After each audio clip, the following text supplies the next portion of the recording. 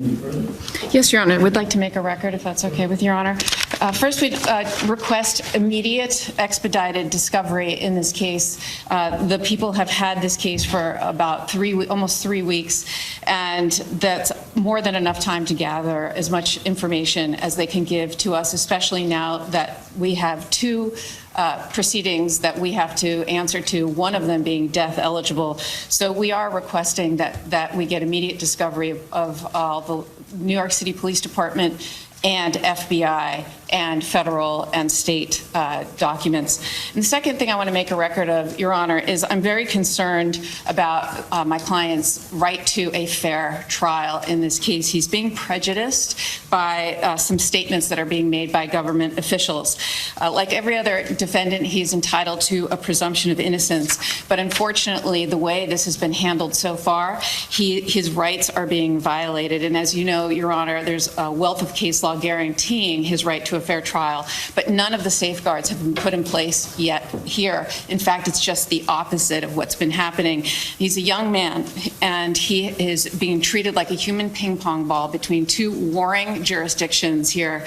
These federal and state prosecutors are coordinating with one another, but at the expense of him. They have conflicting theories in their indictments, and they are literally treating him like he is like some sort of political fodder, like some sort of spectacle.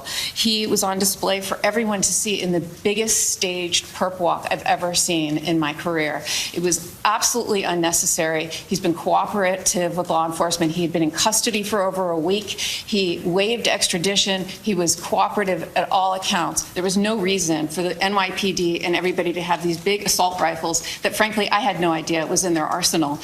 And to have all of the press there, the media there, it was like perfectly choreographed. And what was the New York City mayor doing at this press conference, Your Honor? That just made it utterly political. And as Your Honor knows, under Lauro v. Charles, the Court of Appeals for the Second Circuit has held it to be clearly established that these staged perp walks to the media, unrelated to a legitimate law enforcement objective, is unconstitutional.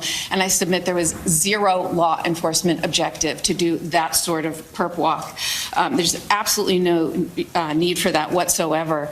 And frankly, Your Honor, the mayor should know more than anyone about the presumption of innocence that he too is afforded when dealing with his own issues. And frankly, I submit that he was just trying to detract from those issues by making a spectacle of Mr. Mangione, and there are consequences to this. He has a right to a fair trial, and I just want to put on the record statements that the mayor made publicly about my client.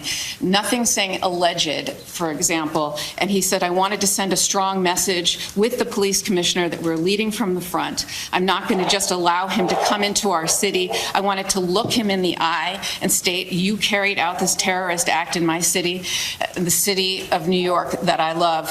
And he wanted to show symbolism. Your Honor, he's not a symbol. He's somebody who is afforded the right to a fair trial. He's innocent until proven guilty.